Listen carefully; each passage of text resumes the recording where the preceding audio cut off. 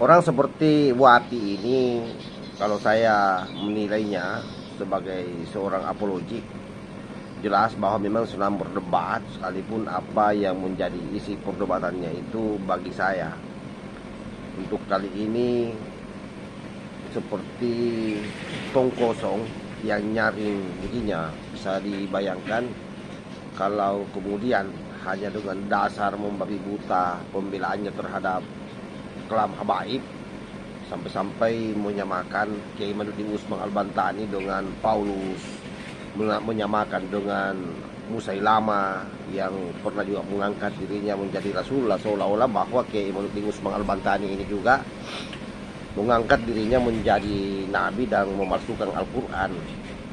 Sungguh kejam apa yang dilakukan oleh Wapi ini, tetapi itulah jadi salah satu yang membuat bangsa kita itu lama merdeka. Itu kan adanya orang-orang pribumi yang memang memiliki mental-mental pengkhianat, seperti apa yang dilakukan oleh Wapi ini dengan membangun narasi sesat di media sosial. Jangan dikira dzurriyyah Rasulullah itu sudah tidak ada. Itu fitnah seperti itu sudah ada dari dulu, Pak. Sudah ada. Zaman Nabi Musa ada Musa As-Samiri. Zaman Nabi Isa ada Paulus. Zaman Nabi Muhammad ada Musailama Al-Kadzdzab. Di 2023 ada orang Banten itu. Zaman Nabi Muhammad ada Musailama Al-Kadzdzab. Di 2023 ada orang Banten itu. Engkau ku hargai.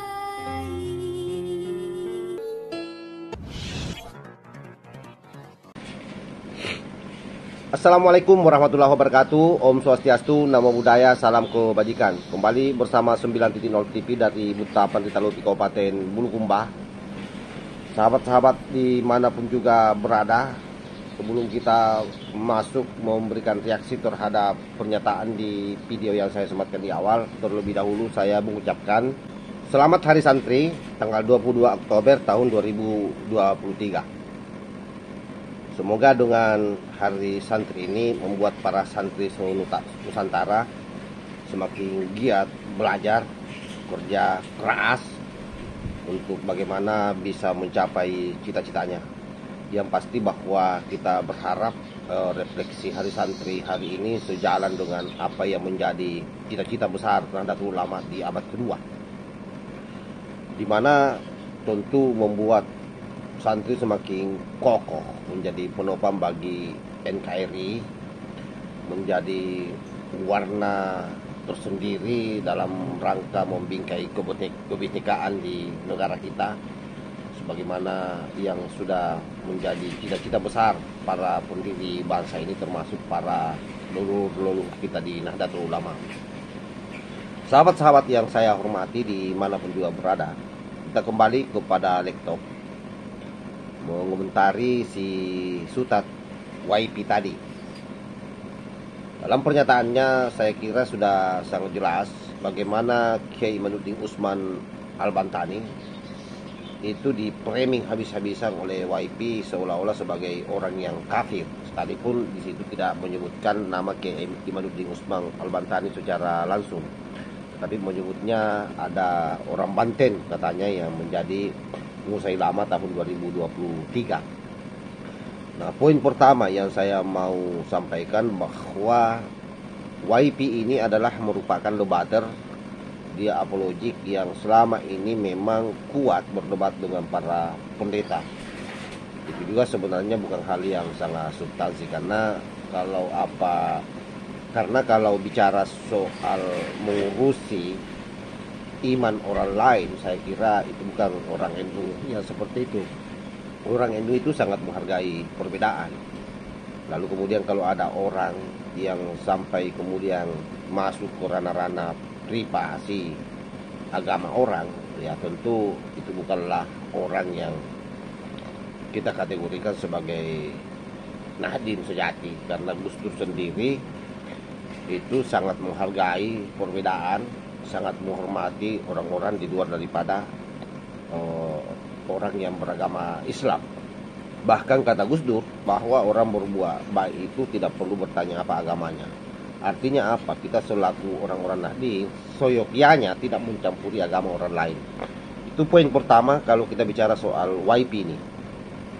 Poin kedua adalah ketika dia menyandingkan dengan Paulus, dia menyandingkan dengan Musailama, Kiai Imaduddin Usman Al-Bantani, tentu ini suatu framing yang sangat jahat. Kenapa? Karena kita tahu sendiri, terutama Musailama itu kan orang yang memang memangkir, tidak mengakui Rasulullah Shallallahu Alaihi Wasallam sebagai nabi, bahkan menganggap atau mengangkat dirinya sebagai nabi dan memalsukan Al-Quran. Nah, tentu pertanyaan kritisnya, apakah Kiai Imaduddin Usman melakukan itu? Faktanya bahwa Kiai Imaduddin Usman tidak pernah sekalipun mengatakan bahwa tidak ada zuriat Rasulullah Shallallahu Alaihi Wasallam di Indonesia ini, atau tidak ada turunan Nabi yang ada hari ini di Indonesia. Tetapi Kiai Imaduddin Usman Al-Bantani menegaskan di dalam hasil penelitiannya bahwa nasab Ubaidillah itu tidak tersambung ke Rasulullah Shallallahu Alaihi Wasallam karena tidak ditemukan kitab sejaman atau kitab primer atau kitab sekunder yang menjelaskan tentang keberadaan dirinya tersambung ke Rasulullah Shallallahu Alaihi Wasallam melalui Ahmad bin Isa. Itu dulu yang harus diklarifikasi di sini, sehingga apa yang disampaikan oleh YP ini tentu hanya framing-an belaka yang sangat tidak berdasar, sangat tidak kontekstual, lebih pada kebencian terhadap Kiai Imaduddin Usman Al-Bantani. Itu poin kedua. Nah, poin ketiga adalah bahwa diskursus soal pernasaban ini kurang lebih 1 tahun kita pantau terus, kita ikuti terus. Tidak pernah sekalipun Kiai Imaduddin Usman kita temukan, baik dalam bentuk pernyataan yang kita lihat di media sosial ataupun tindakan-tindakan beliau yang mengarah kepada pendegradasian Nabi besar Muhammad Sallallahu Alaihi Wasallam. Bahkan sesungguhnya diskursus soal nasab ini, kenapa penting dikawal baik-baik? Karena kita menganggap bahwa apa yang dilakukan oleh klan Ba'lawi selama ratusan tahun itu membohongi umat. Seorang ulama, seorang ustaz bisa saja salah, tetapi jangan sampai kemudian berbohong. Di mana kebohongannya? Pertama, ketika dia menganggap dirinya sebagai cucu Rasulullah, ya notabene ini tidak tersambung sampai ke Rasulullah Sallallahu Alaihi Wasallam nasabnya. Seharusnya mereka sudah tahu dan membuka diri bahwa kami memang bukan cucu Rasulullah.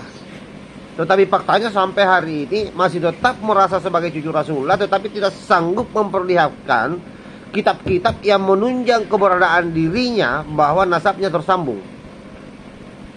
Baik secara teks berdasarkan kitab-kitab, berdasarkan sejarah, ataupun tes DNA. Begitupun juga secara kultural,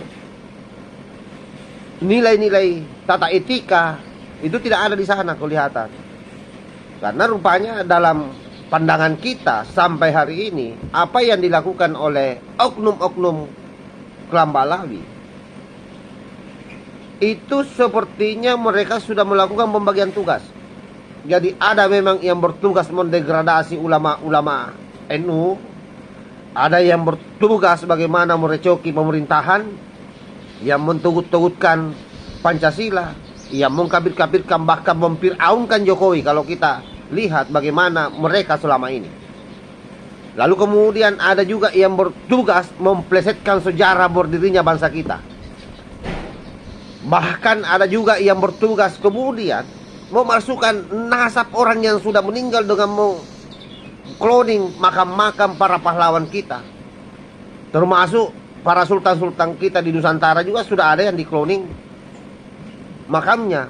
Artinya itu juga pembegalan nasab sebenarnya yang dilakukan terhadap orang yang sudah mati. Terlepas dari tampilan mereka yang kelihatan sopan, kelihatan sangat NKRI, tetapi kalau kita melihat lebih dalam tindakan-tindakan mereka, saya kira sangat jelas terpampang di depan kita betapa mereka semua ini berupaya keras melakukan penaklukan wilayah terhadap di mana kita berada hari ini yang disebut dengan bangsa Indonesia. Oleh karena itu, sekali lagi di momen Hari Santri ini saya mengajak kepada seluruh putra-putri terbaik bangsa ini untuk terus-menerus memberikan pengawalan terhadap diskursus soal nasab ini dalam rangka apa? Dalam rangka menjaga negara kesatuan Republik Indonesia. Karena ingat, sesungguhnya kalau orang sudah berani mengotak-ngatik sejarah, mengganti peristiwa-peristiwa sejarah yang terjadi di negara kita, yakini bahwa itu sebenarnya adalah bagian daripada penaklukan satu wilayah, alias penjajahan. Itu penjajahan. Nah, jangan sampai kemudian kita sudah dijajah secara ideologi, sudah banyak orang-orang yang tercemari otaknya oleh doktrin-doktrin mereka, lalu pada akhirnya nanti kalau seluruh orang atau dominan orang sudah tidak percaya dengan orang-orang yang ada di sekitarnya, ulama-ulama lokal yang ada di sekitarnya, maka pada akhirnya negara kita menjadi taruhan. Karena itu bisa saja direbut. Itu yang menjadi catatan penting buat kita bagi Klan Balawi ini. Sehingga kalaupun ada orang-orang pribumi seperti YP ini yang membela mereka, ya, saya juga tidak kaget sebenarnya, karena yang namanya pengkhianat itu dari dulu ada. Sehingga kenapa bangsa kita ini lama merdeka, yaitu karena adanya antek-antek dan para pengkhianat yang berdiri di pihak penjajah melawan bangsanya sendiri. Saya kira itu yang saya sampaikan, lebih dan kurangnya mohon dimaafkan. Wassalamualaikum warahmatullahi wabarakatuh.